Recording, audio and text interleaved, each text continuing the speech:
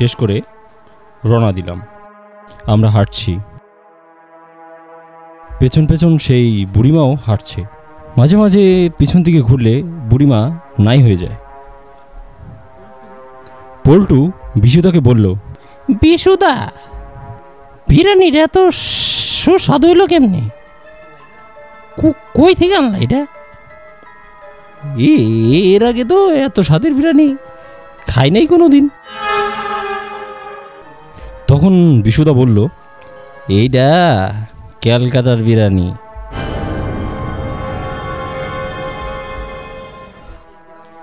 তখন পল্টু বলল, এই ঝড় বাদলের দিনে গ্রামের মধ্যে খাসির বিরিয়ানি কই থেকে আনলা তুমি? তখন বিশুদা কোনো উত্তর দিল না। পিছনের দিকে ঘুরতেই দেখি বুড়িমা নেই। আমি বিশুদাকে জিজ্ঞেস করলাম, বিশুদা, এই বুড়িমাকে মাঝে মাঝে দেখি আবার আবার নাই হয়ে যেতেছে, কি ব্যাপারটা কি? তখন বিশুদা বলল, এইটা হইল আমার পালিত ভূত। এটার যখন প্রয়োজন পড়ে সাথে লইয়া যাই। আজকে একটা বিপদে পড়ছিল, তাই ওরে বাঁচাইলাম। অনেক বছর বয়স হয়ে গেছে ভূতটার, আমারে খুব পছন্দ করে, তাই সাথে রাহি। তখন পল্টু বলে উঠল, এগুলা কি কইতাছো বিশুদা? এই ভূতের সাথে এতক্ষণ কথা কইলাম আমরা? ওরে বাবারে, আমি আর থাকবো না বিশুদা, আমি বাড়ি যাবো। তুই থাক, আমি যাই।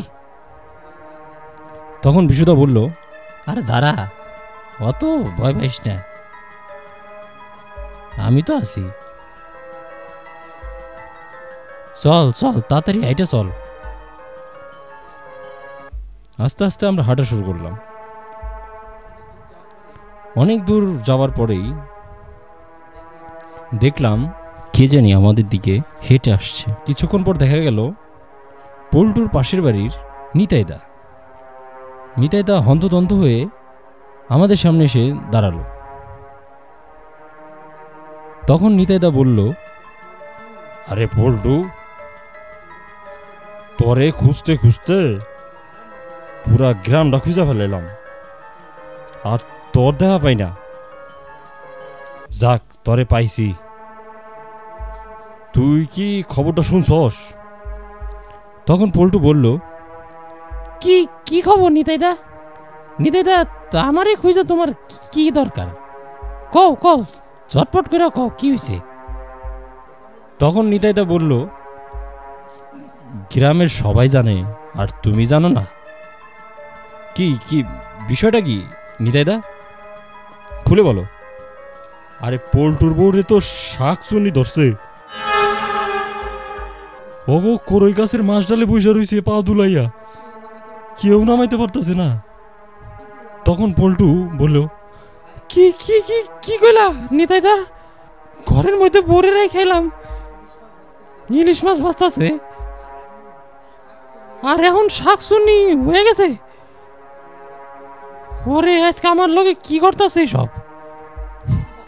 বিশুদা, বিশুদা, তাড়াতাড়ি কিছু একটা করো, আমার বউটারে বাঁচাও।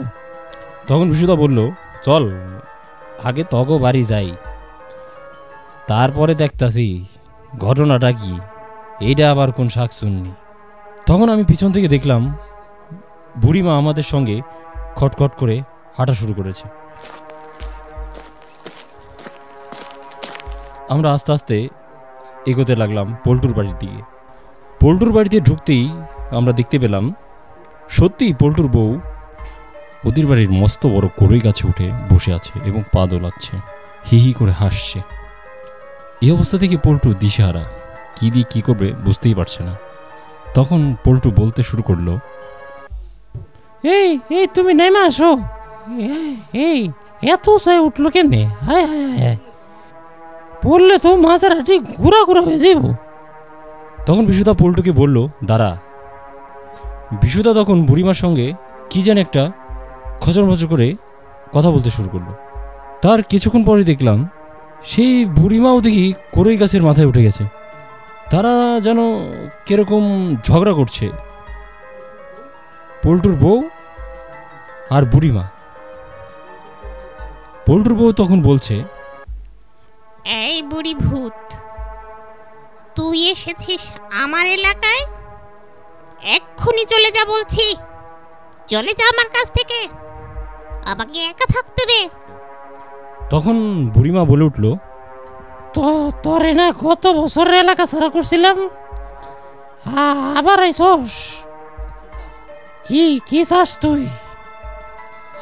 আরে বুড়ি, তুই কি বুঝবি আমার কষ্ট? আমি একটু ইলিশ মাছ ভাজা খাইতে আইছি, আর ওই বেটি কতগুলা মরিচ পোড়া দিয়ে দিল। আমার নাকটা জইল্লা পুইরা ছাই হইয়া গেল, তাই ওরে আমি উঠাইয়া লই আইছি। অত কথার দরকার নাই, তুমি এইখান থেকে চইলা যাও তো, নাইলে কিন্তু একটা ধাক্কা দিয়ে তোমারে ফালাই দিম। তো তোরে না কত বছরই গ্রাম ছাড়া করছিলাম, তুই আবার আইসস? দাদা দাদারা তোরে মজা দেখাইতাছি, বিশুরে দিয়া দেখ তোরে কি করি। তারপর দেখলাম আমরা বুড়িটি আস্তে আস্তে নিচে নেমে আসলো, আর শাকচুনি ওভাবেই বসে রইল মগ ডালের উপরে। আর পল্টু তো কাঁদতে কাঁদতে অনেকটা অজ্ঞানের মতো হয়ে গেছে। তখন আমি বিশুদাকে বললাম, বিশুদা, কিছু একটা করো না তুমি। তখন বিশুদা বলল, দাঁড়া রে দাঁড়া, শাকচুন্নির কারবার দেখা আমার মজা লাগতাছে। এখন যদি ওরে আমি দাবাই দেই, তাইলে তো পোল্টের বউটা পইরা হাত পা ভেঙে যাব, তাই ওরে নিচে নামার লাগবো। দেখতে থাক কি করি। আবারও বিশুদা সেই ঝোলার মধ্যে হাত দিল, এবার কিসের জন্য একটা হাড় বের করলো। তারপরে কি জানি মন্ত্র বলে হাড়টাকে ছুঁড়ে মারলো শাকচুন্নির দিকে।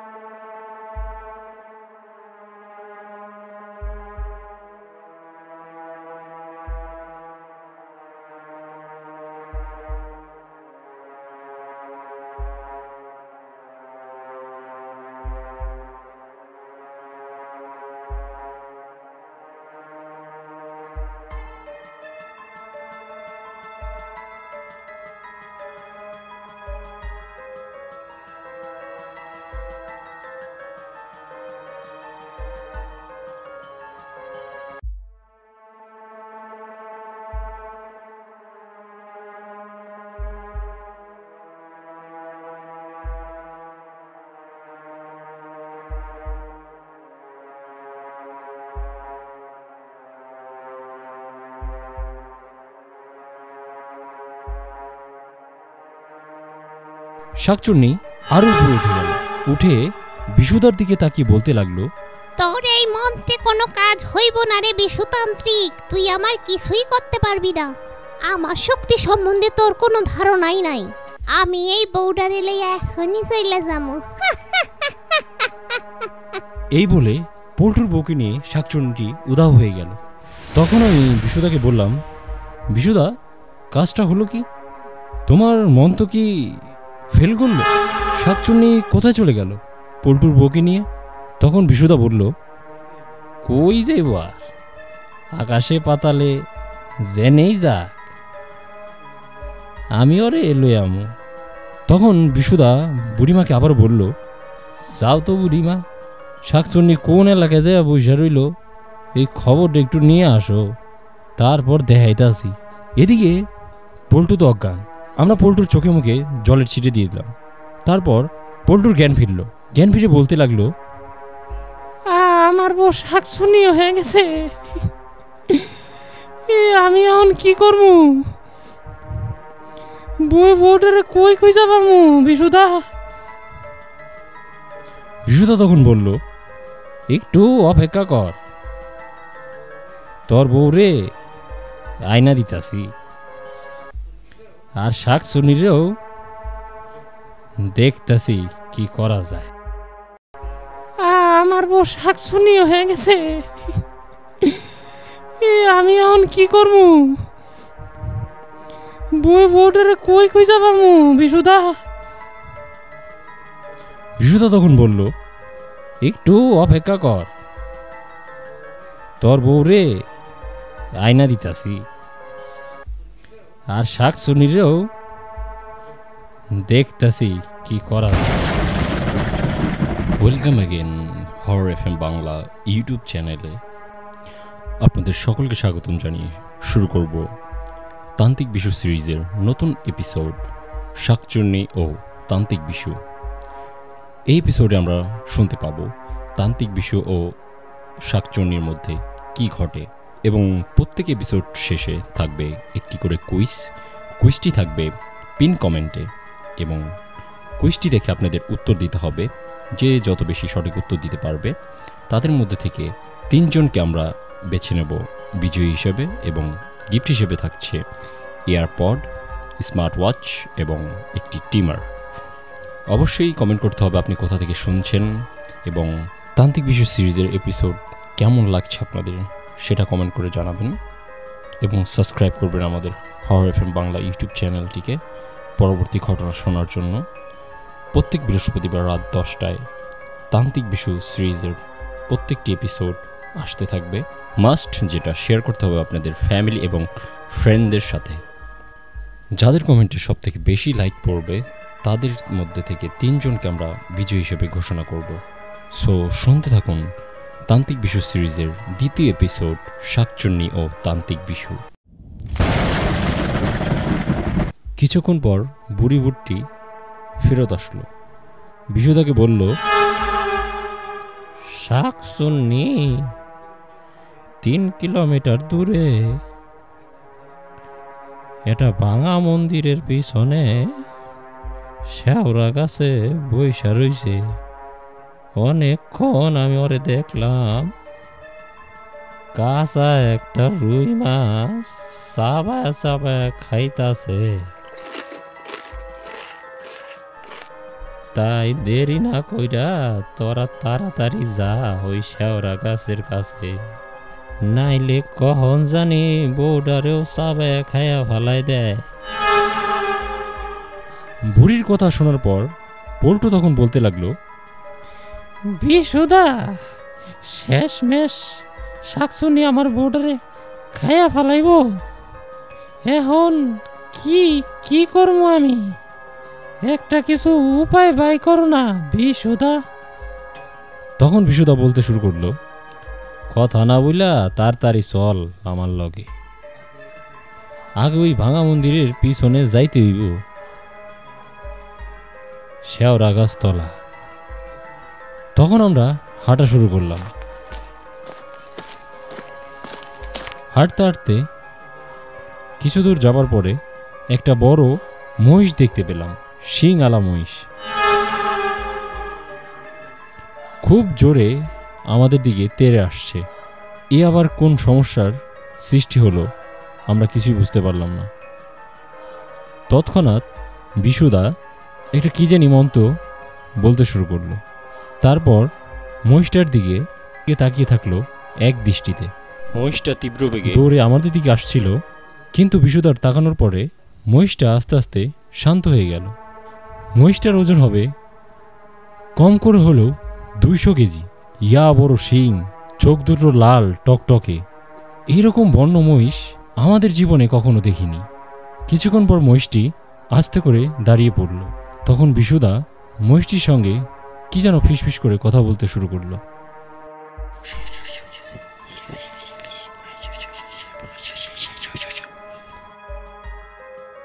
কথা বলা শেষ করে বিশুদা মহিষটির পিঠে চেপে বসল এবং আমাদেরকেও বলল, তোরা তাড়াতাড়ি উঠা বয়, তাড়াতাড়ি যাইতে হইব কিন্তু। আমি লাফ দিয়ে উঠলাম, কিন্তু পল্টু আর উঠতে পারছে না। তখন পল্টু বলল, বিশুদা, আমি নয় হাইটেই যাই। এই পাগলা মহিষটার পিছে উঠলে সুইটটা বইরা আমার হাড় গোড় ভাইয়া যাইব। তার সে আমি হাইটেই যাই। তখন বিশুদা পল্টুকে ধমক দিল, আরে ওইটা আবার বলতাছি, তাড়াতাড়ি যাইতে হইব না, নাইলে তোরে বউরে কিন্তু শাক চুন্নি খায়া ফেলাইব। আমি পল্টুর হাত ধরে এবার টেনে তুললাম এবং আমার পিছনে পল্টু বসলো। তখন বিশুদা বলল, তোরা এই লাল কাপড়টা দইরা বইসা থাক। আমি আর পল্টু বিশুদার গায়ের থেকে লাল কাপড়টা নিয়ে ধরে রাখলাম। এর মধ্যেই মহিষটা তুফানের বেগে দৌড়াতে শুরু করলো। আমরা মনে হয় কোথা থেকে কোথাও যাচ্ছি, কিছুই চোখে দেখতে পাচ্ছি না। আমরা কিছুই দেখতে পাচ্ছি না, শুধু বাতাসের শো শো শব্দ শুনতে পাচ্ছি।